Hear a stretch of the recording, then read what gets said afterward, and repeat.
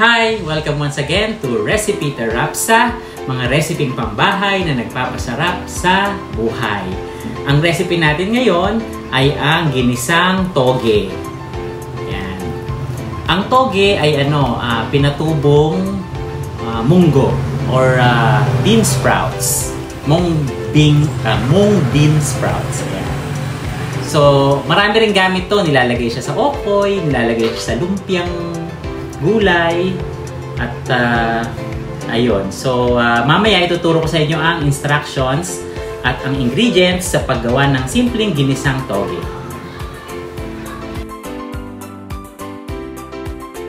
Ito ang mga ingredients. Meron tayong 1 kilong toge.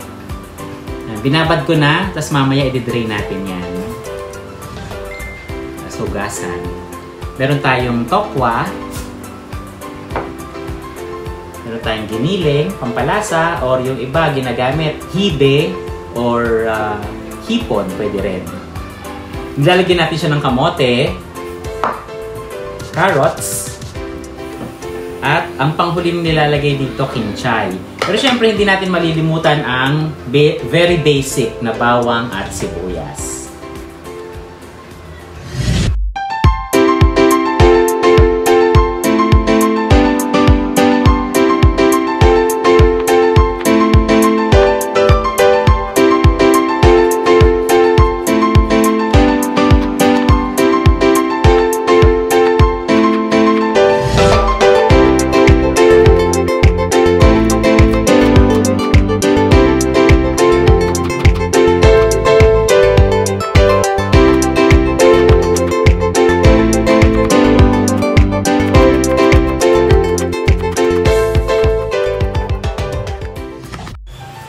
Ayan, all set na. Samahan niyo ako sa pagluluto. Tara!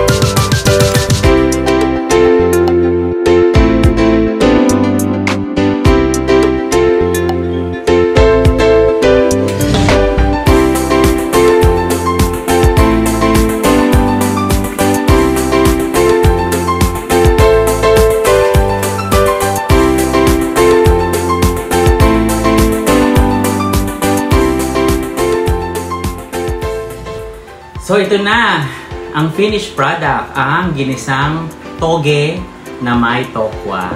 Yan. Actually, masarap to pag may katernong fried fish or tuyo or tinapa, pwede rin. Pero ngayon, stand alone ang ating ginisang toge. Tikman na natin.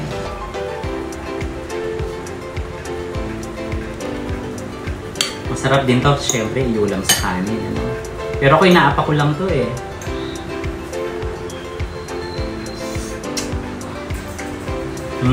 Ganito lang talaga dapat. Malutong pa yung toge, wag overcook.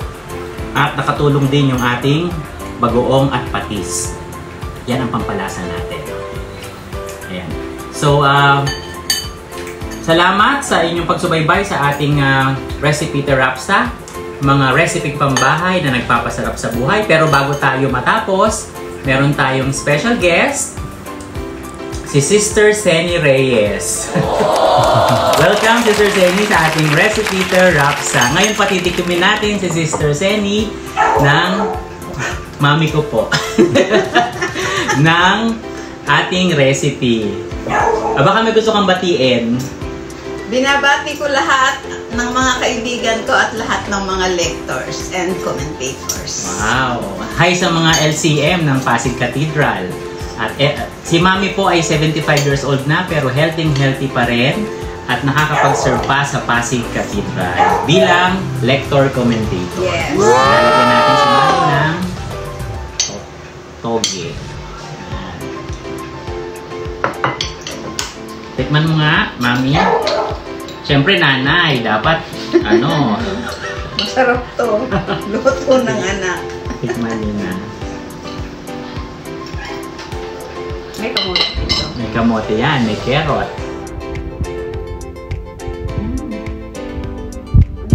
Sarap. So, pasado sa ating mother, siyempre, hindi. Pero bago tayo magtapos, Mami, meron akong tanong. Anong tawag sa hopyang munggo na nabasa? Toge. In-spill nyo naman eh, di hopyang toge. Kasi tumubo na. Corny. Ayan. So, yun. So, again, don't forget to, yung gusto magpa-shoutout, comment down below. Tapos yung gusto mag-request ng mga ulam na lulutuin natin, just comment down below. At don't forget to like, comment, share, subscribe. And syempre, don't forget to hit the bell button para sa mga latest update. Again, Recipe Rapsa, inyong brother Peter Reyes, mga reseping pambahay na nagpapasarap sa buhay. Hanggang sa muli! Bye!